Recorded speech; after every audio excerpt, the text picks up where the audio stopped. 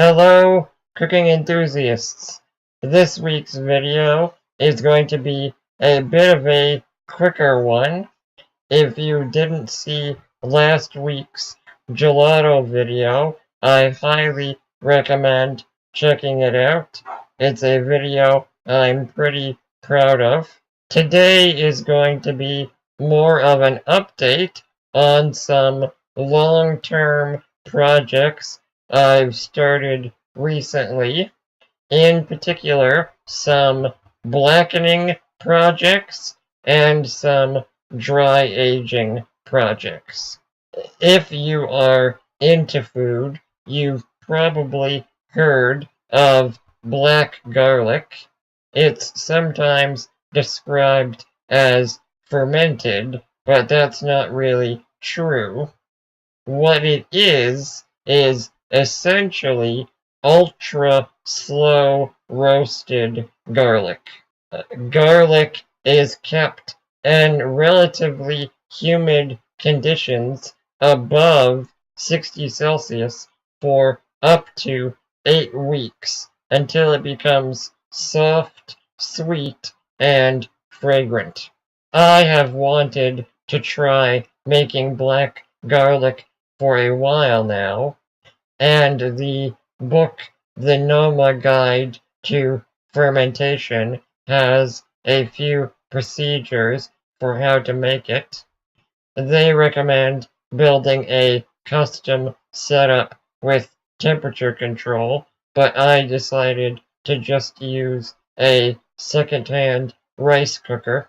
In general, lots of people who make homemade black garlic use old rice cookers or slow cookers on their lowest setting. The downside is there's a bit less temperature control. Right now, my system is running around 70 Celsius, which is 10 degrees hotter than the Noma guide recommends. Because my system is hotter, my outcomes are going to be a bit more bitter and a little less nuanced, but it isn't completely outside the temperature range that this process is done. The other upside is it should finish pretty significantly faster. The Noma guide has a few other procedures that utilize the same process. I'm not doing any of those yet, but I am, of course, experimenting. In addition to 2 heads of garlic, I'm also blackening some carrots and some ginger. In my first black garlic attempt, I was getting significant scorching, so I unfortunately had to throw out some garlic. So right now, I'm using the carrots as a bit of a buffer on the bottom of the rice cooker, since I don't care about them as much. The temperature has seemed pretty consistent. The only issue I'm facing right now is the smell, but I'm hoping to figure out a way around that. That whole thing is going to go for at least 4 weeks, so I won't be posting an update for a little while, but I highly recommend you check out my Instagram because I do post continuous updates on projects in between videos. Finally, we can turn to the dry aging project I mentioned. If you're familiar with the YouTube channel Sous Vide Everything, you may have seen them cooking with some homemade dry-aged beef.